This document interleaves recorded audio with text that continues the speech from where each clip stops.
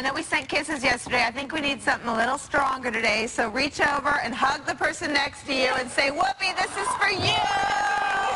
You're bringing for you. Okay, thank you, David. All right, and we're going to keep our promise. We promised you guys on Monday we'd never subject you to a Whoopi-free hour. Yes. So today we are going to look back at her mega comedy hit that had audiences on their feet. Sister Act, take a look.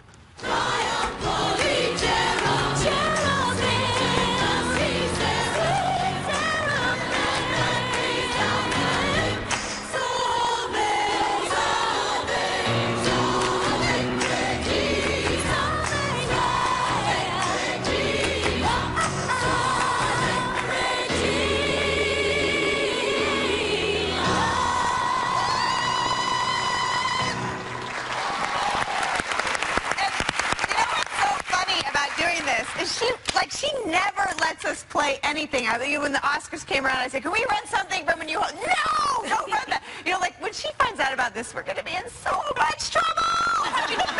A lot of fun doing this. Yeah. She's so talented. Speaking of talent, Molly Sims, actress, model. And can I just say to all you moms, Molly, you have 2 kids and you just had a baby 7 weeks ago. You look amazing.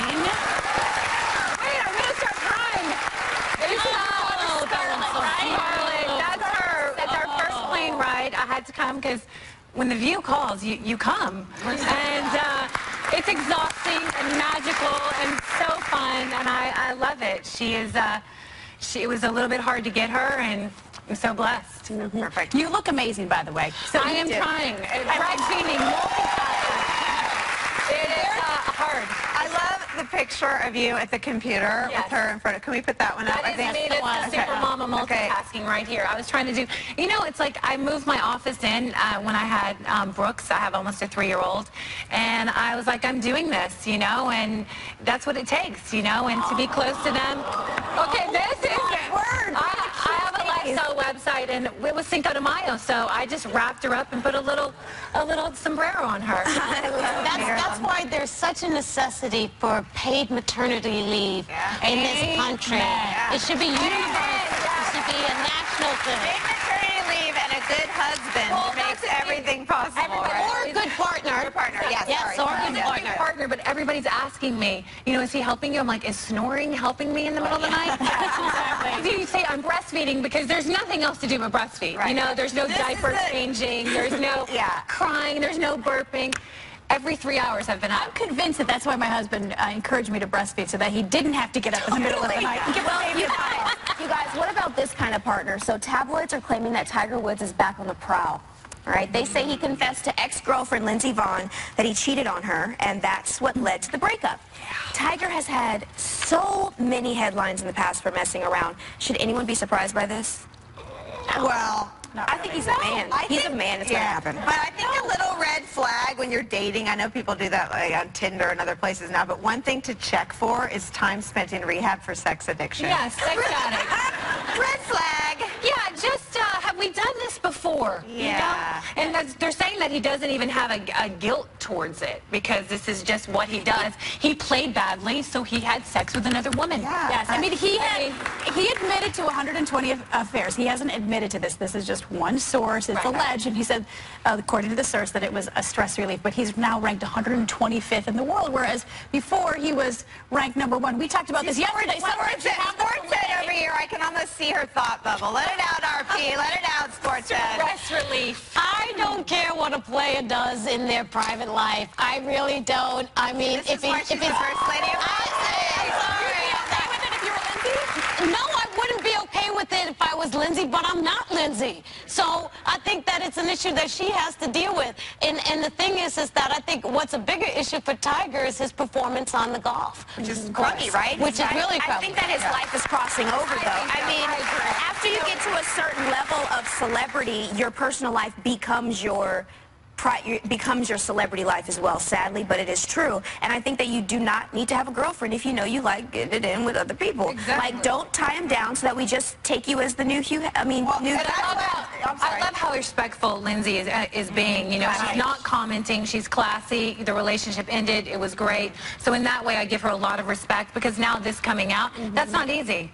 We were talking yesterday, off camera, by the way, that a lot of times men have the filet, but sometimes they just want the cheeseburger. And he wanted Lindsay, but yes, this is a topic of conversation. Hold on, they get this, you know, these athletes sometimes get this God complex that they can do anything and they can be anything. And you don't have to be Tiger Woods now. Speaking of cheeseburgers and God, and men with the past, former President Bill Clinton talked to David Letterman about where he sees himself relocating in the future. Take a look at the clip. What's the chance of you moving back to 1600 Pennsylvania?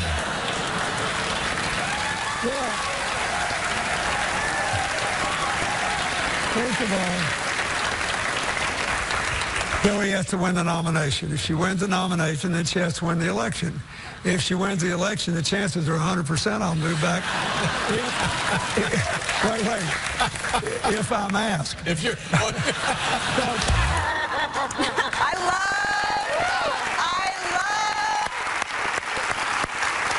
I love the Bill Clinton condition at the end of the sentence. It never gets old for me. Of course I will move back. If I'm asked. I mean, I love it. And, you know, I think that the Clintons sometimes wonder why people have questions about their marriage. They've actually both written about it in their books. Bill Clinton calls marriage a mystery that he may never understand. Well, one of the things that we can demystify is that many married couples cohabitate. So I think that was just a funny thing for people to hear him say. Yes, and then there's the issue of Chelsea Clinton, of what her role is going to be in the White House. You know, if Hillary gets elected as president, and there's other, you know, because we're questioning is he going to be the first dude? Is he going to want to do all the responsibilities? If he doesn't, you know, in history, other people, other daughters would step in for the first lady, and maybe Chelsea will step in for the first dude. I love a modern family. It said that the only daughter of Benjamin Harris and Mary McKee was also named hostess after the mother Caroline died of age 34. I would like to see Bill Clinton, not Hillary. I mean, not Chelsea. No offense. I just think it needs a little bit of role reversal. It'll help other things going on in different communities saying, hey, it's possible. I'm confident he can throw a party. We all know he can throw a party. I'm just not sure it's the kind of party Hillary wants. But on a much more serious note, I know you would. On a much more serious note, before we go to break, our thoughts and prayers go out to everyone who's affected by the train derailment in Philadelphia. That's a train that I'm sure all of us have taken. It runs from, they were traveling from D.C. to New York, and people have lost their lives, and people are still waiting for word about their families. And so at this moment, we don't know everything, but it has already started a debate that we'll be talking about around this table for many days and weeks to come about how much money we spend or don't spend on our infrastructure. Right. And also our prayers are with the few that are still in critical condition in the hospitals as well. Yeah. There are a lot unaccounted for still. Yeah, we'll be right back with more Hot Topics.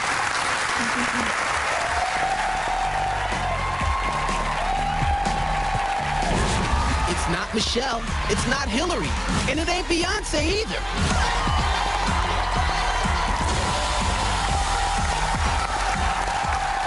Welcome back, everybody. Americans were polled to find out which woman they want to see as the new face on the $20 bill, and topping the list so far is Harriet Tubman. I think that's a good choice. Who would you like to see? Raven has a new idea. No offense to everyone who's going to be mad at me for saying this. I don't like that idea. I don't like it. Why not? I think we need to move a little bit more forward. There's a lot of other ways. Yes, I understand. Let me just preface. I understand the history. I get it. Trust me, I was taught. I'm in that culture.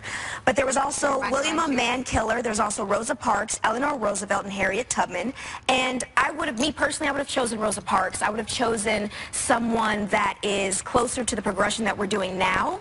And I know you have to understand history so you don't repeat it, but that doesn't really happen in our world because we still repeat history of hating other cultures over and over again. So I would choose a different one, no offense. I think we can all agree, though, that a woman should be on the face of our currency. For sure. And you know, it doesn't require that. Yeah. Right? And this is another thing thing that does not require an act of Congress. All you have to do is the Treasury Secretary has to say it's so, and that's a guy. So maybe we should call him. Yeah. We should call I think him. we should right now. What about you guys? Do you think Harriet Tubman's a good choice? I like Rosa Parks. Rosa Parks. I like Harriet Tubman. You know, she set a precedent. She was very bold. She risked her life over and over and over again with the Underground Railroad. And 300 slaves. Yes, yep. And you know, it would be good if it was Harriet. It would be good if it was Eleanor Roosevelt, Rosa Parks, Wilma. I don't care, just as long as it's a woman. Yes. And why do we have to choose? There are tons of guys on money. Like, why couldn't we have all four? You know, and we have one more to add to the list. Can we see it? We mocked one up. She needs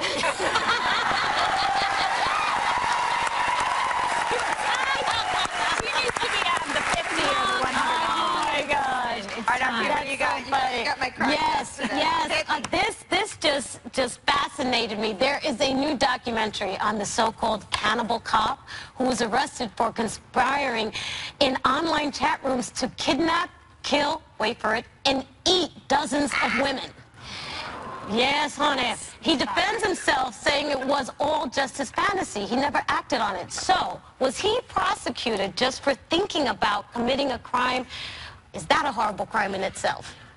He was charged and convicted, and then it was overturned. But he went on one of these fetish websites and was speaking about his wife, who's now his ex-wife, no surprise, said, quote, "I want her to experience being cooked alive. She'll be trussed up like a turkey, terrified, screaming, and crying." Right. But this was on a online chat room just for fantasy, and even though it's sick and it's demented and it's wrong, he didn't commit the crime. So the premeditation is very interesting because it's like Minority Report. You know, the movie Minority Report, where they had psychics determine that you're going to commit a crime, so therefore we're going to arrest you. There's two things, though, okay? So, I'm sorry, go ahead. No, it's sick. It's sick. It's mental health. It's what if he was going to commit it? We don't know whether he was going to commit it or not commit it, but the whole, I mean, clearly he hates his ex-wife. He wants to cook her.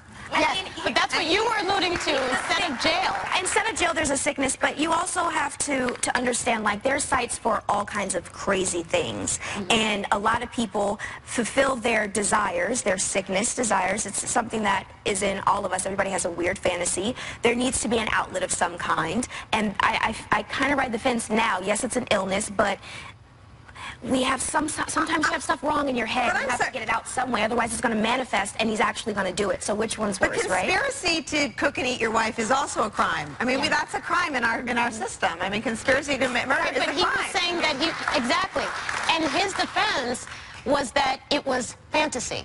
That he wasn't conspiring. It was just a fantasy, and that is such a fine line. It's such a fine, sickle line. I don't see it. If this was my sister or my mother or my daughter, I'd want him locked up and I'd want the key thrown away. Yes. I think we should ask you, why is he having these thoughts? And that's what he needs to address, and that gets back to the whole mental health. Someone help him, but he doesn't need to be on our streets. He doesn't.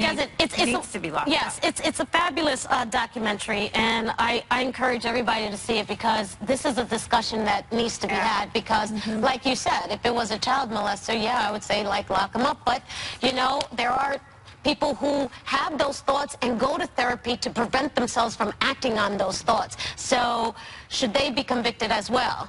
They should definitely be looked at and put in a hospital, but I have a question, sorry. Can we ask you, how do you stay so small after a baby? You look absolutely gorgeous. A lot of work. You have a workout. Wait, okay, so I found this great girl when I was worried. On my first pregnancy, I gained 80 pounds. And this pregnancy, I ended up having... Can I tell you, I'm always happy when supermodels say that. I'm sorry. On this one, I gained around between 40 and 45 pounds. But I was researching, and I found this girl called Kayla Incinez. And if you look on her Instagram, she has 2.7 million followers. Wow. It's 28 minutes, 4 days a week. That's doable. And walking, you know, you can do your cardio on your own. But it's healthy. You will see the girls and women downloading it on their phones, on their this PDF, and it's easy to do. With the workout itself is really hard. It's high reps. It's quick, but it's over in 28 minutes. And what has gotten everybody is her before and afters. And she documents week 1, week 4. Is it high reps of calisthenics? Exactly. Fit training, cross training. It's a little bit of everything. It's strength training, but it's. Did you eat the same thing? you know, eating, people say you need to, it's a huge part of it. Don't let anybody out there say, it's a huge, huge part of it. Like, I cannot eat McDonald's and M&Ms all day long and do a 28-minute workout and erase it. It doesn't work that way. I mean, you know, I was telling Raven the other day, I said, all you really need is 30 minutes a day to burn your calories. But I don't eat right. I eat like a pig. No. This girl, I wasn't already small, Mama. I needed 2 hours a day. You don't. You don't. I'm telling you. Miss Molly, I hate to come for you, but you ain't never been 180 pounds without a baby in your system. Well, I was 204 with a baby in my system, but I was 180 pounds without a baby in my system. And you only did 30 minutes a day? 30 minutes a day. These are some of the most beautiful bodies I've ever seen in my life. I'm going to let them fight it out. We'll be right back. Has this season of Scandal fried your brain as much as it did mine?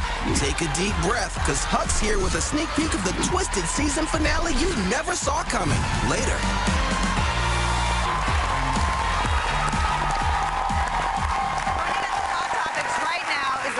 The show I love getting up early to be on, Morning Joe, and she's just written a brand new must-read book for women, and men should read it too, called Grow Your Value. Please welcome my friend, my mentor, Mika Brzezinski. Hello.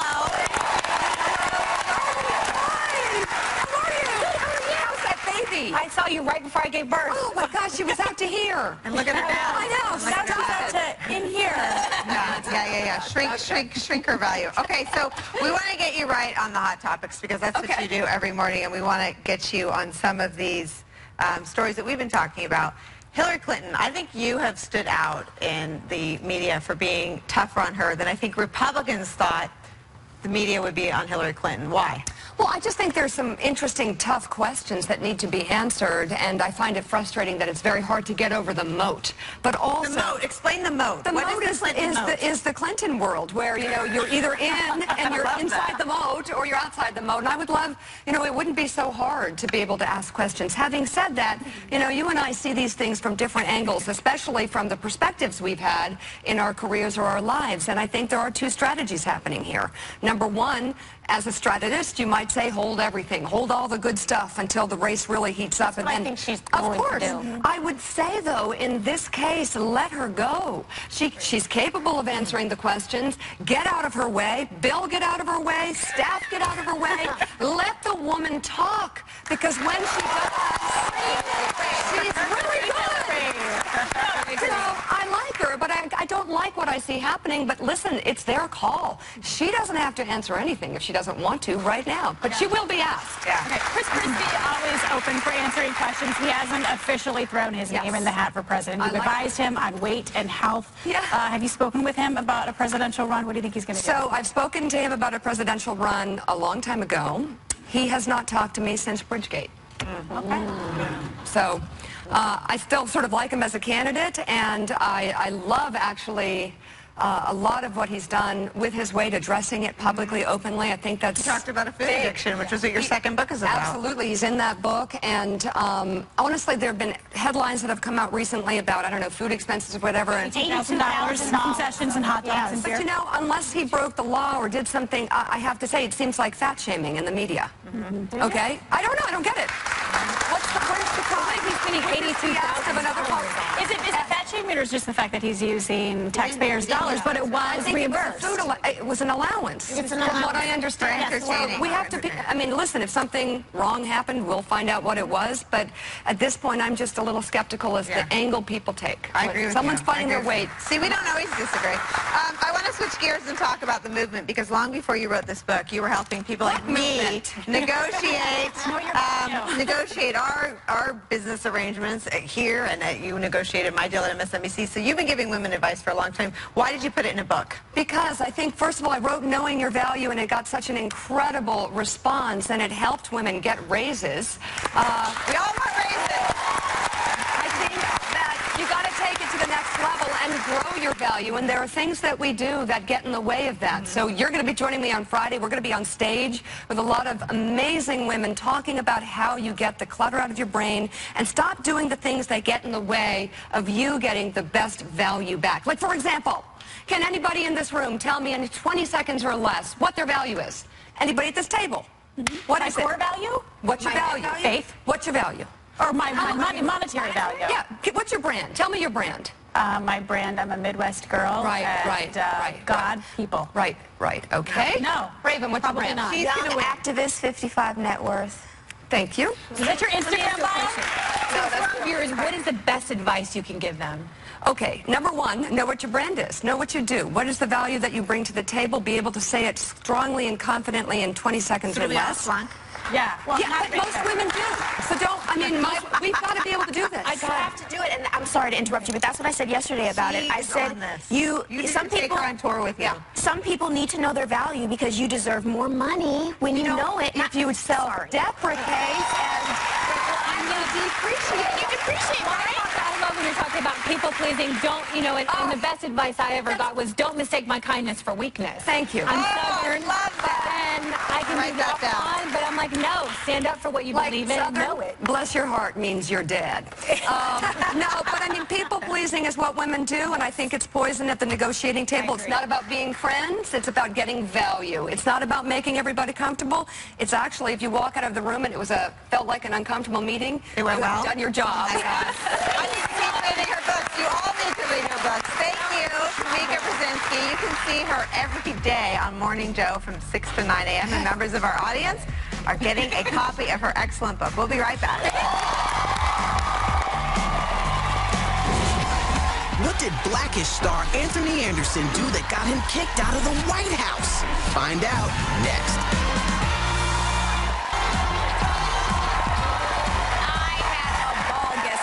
ABC's hit sitcom Blackish last week, and in tonight's episode, one of the kids found a way to rebel in a way no one was prepared for. Take a look. Now, what's all this fuss about? Huh? Junior is a Republican. Well, that's fine. What? He wants to be a publican, a British tavern owner, noble profession. No, Mama, a Republican. What's that you say? You say re? As in Republican? Uh-huh. No, it can't be a Republican. Oh, my, not a Republican. Oh, Jesus. Black Jesus, Sarah Taylor. Please welcome Anthony Anderson.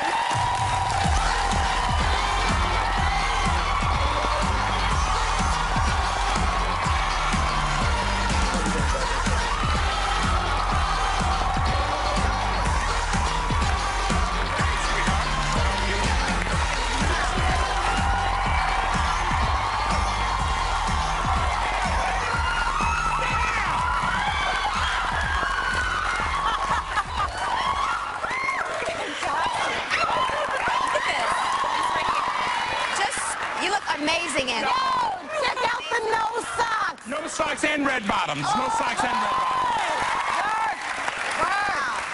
Thank you. I downloaded some PDF app giving me 28 minutes a day for 4 days a week. That's what it looks like.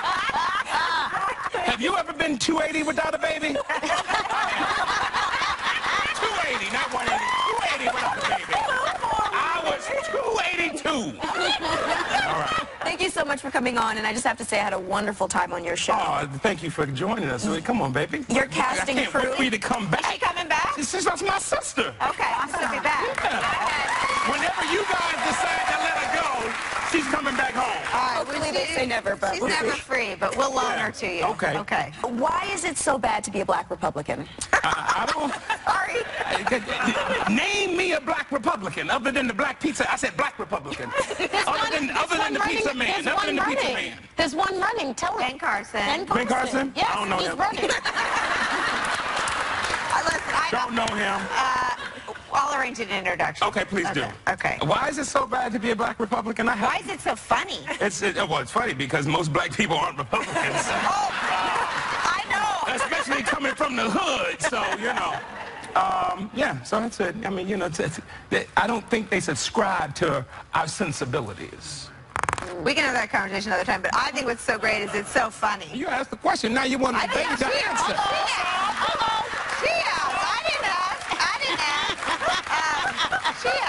She asked.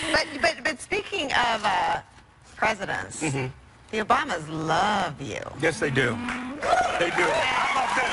And you've spent a lot of time with them, and and tell us about some of your trips to the White House, because you're a regular. You're like on the rapid entry list. I used to be a regular until I was kicked out during Easter.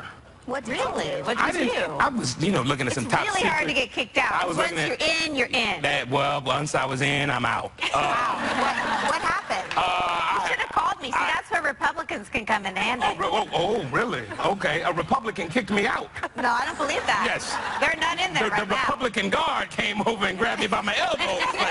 Mr. Anderson, you got to leave. But what did you do?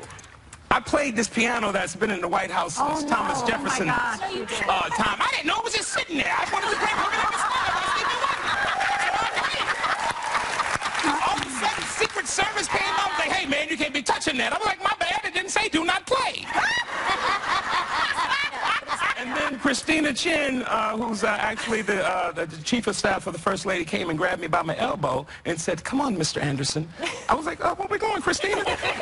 She said, we're just going to leave. I said, are you kicking me out of the White House?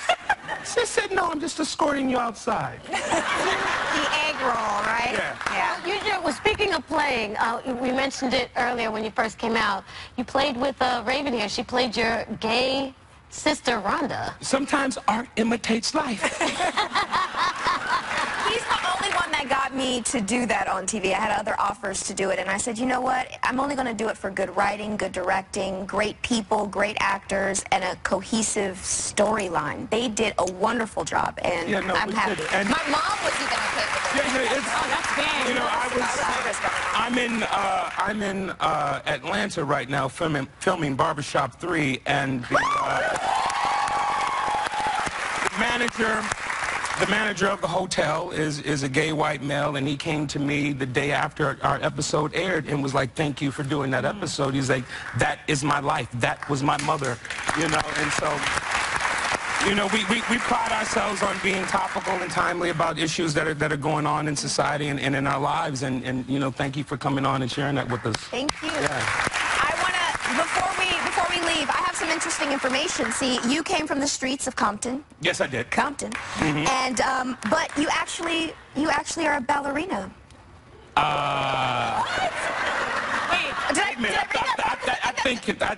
You study ballet. No, that says I play ball. You study ball in the arena. No, it says I play ball in the arena, not I'm a ballerina. Can you show me a tendu? I can show you a tendu. I can show you a tendu. I can show you a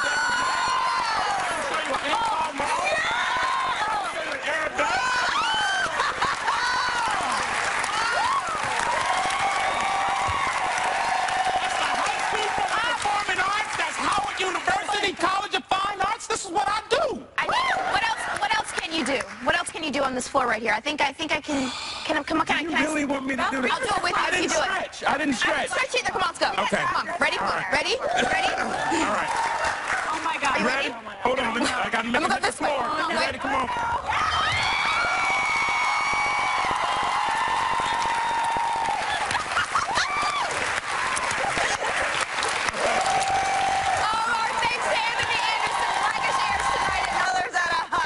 Welcome, Guillermo Diaz.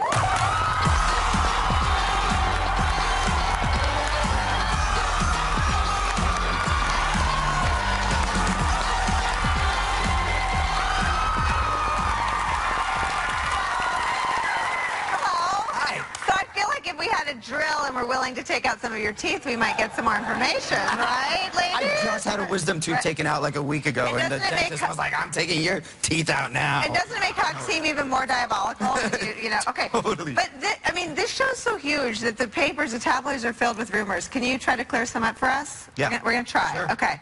So, we heard that Shonda Rhimes re-edited the season finale and changed the ending. She did. We just recently got an email saying that the ending was going to be completely different from what we shot. So do you know what happens? I sort of know what happens. Okay, all right. Yeah, We won't drill your teeth yet. All right, you said that there will be not one, not two, but 3 more deaths. Like, who's left to kill off? My big mouth! Yeah. Can you tell us who? I have such a big mouth. I can't say who. Good guys, bad guys. Is it her dad? You're so nice in real life, but even he knows he's, okay. So, and then, I mean, there is a lot of talk that tomorrow night's finale is going to be the darkest and the craziest yet. Is that true? It is, yeah. I think of it as really great sex. It's going to be really satisfying, but then in the morning you're going to want more. A lot of questions, but it's going to leave you sort of thinking, okay, what now, Yeah. Can I just say that was really weird? Yeah. That was, but that's why I love you. But you play, and that's probably why it's easy for you to play a psychopath, pulling people's teeth out, dismembering their bodies. Yeah. I mean, what is that about? Does it give you the creeps when you go home? It doesn't. I'm a huge horror film fan, and I've always been, and yeah. No, I'm not into horror films, but I'm into murder porn. You are murder porn? Ooh, murder porn. Murder porn. You do. Yeah, I need to create murder porn. No, like, investigate. Like the, oh, yeah. But yeah, I love that stuff. There was a script that we read at the table read, and it described Huck looking like Carrie in the movie, and it was that scene where I kill a room full of men. People ask me that, they're like, does that happen? I'm like, bodies chopped up. No, it does not happen. I hope not. Hope not. Well, I heard that in this season, this girl, Lena Diem, appeared on your show, and you were so excited to meet her, but also to murder her. Yeah, Lena Dunham did a guest spot on our show, and I'm a huge fan of girls and of hers, and originally in the script her character is murdered by someone, and it wasn't me, and then a few days into shooting we got new pages, and it said that Huck was going to be the one slitting Lena Dunham's throat. Oh, and we were both so excited. She was like, Huck gets to kill me. I was like, I know. Yeah, awesome. I mean, given all this, is it a little delusional that Huck wants to have it all? Does Huck deserve to have a family and I mean, because that's what Huck wants. Do you think it could ever be? I don't think so. Yeah, I don't think so. I think it's really interesting to watch this character, to watch Huck, because he's got all these things that he can't have, and he's sort of become this man that he doesn't want to be anymore. Mm-hmm. And you play that part of it so perfectly. Oh, thank you so much. He's so tortured, and so I can't see him having a normal sort of family life anymore. I think he's beyond that, unfortunately and sadly. But because he's so damaged, you end up feeling bad for him. Anyway, it's amazing. But before you go, can we try one more time? I mean, we're not as sadistic as Huck, but we just want to put up some faces and see if you'll tell us what might happen to them. All right, quick, and we have to be quick because we're running out of time. Olivia. Dangerous. Dangerous? That's not a good word. You'll see why. All right. Fitz, he complained that he didn't get any action this season. Confused. More? Good Lord, poor Fitz. All right. Maybe. Oh, my God. Okay. All right, now Melly. Melly, I'm loving this season. Psycho. No!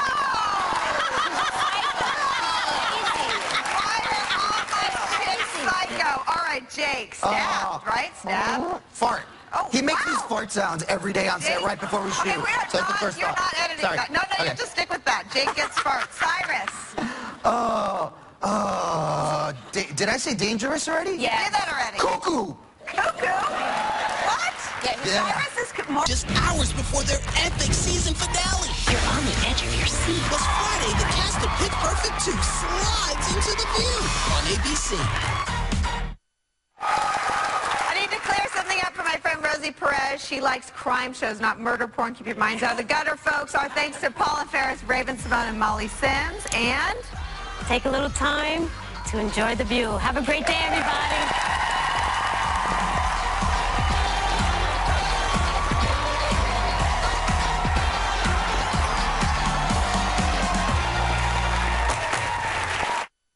I just need my coffee. Sound familiar? But are you drinking something extra with that cup of joe? Tonight.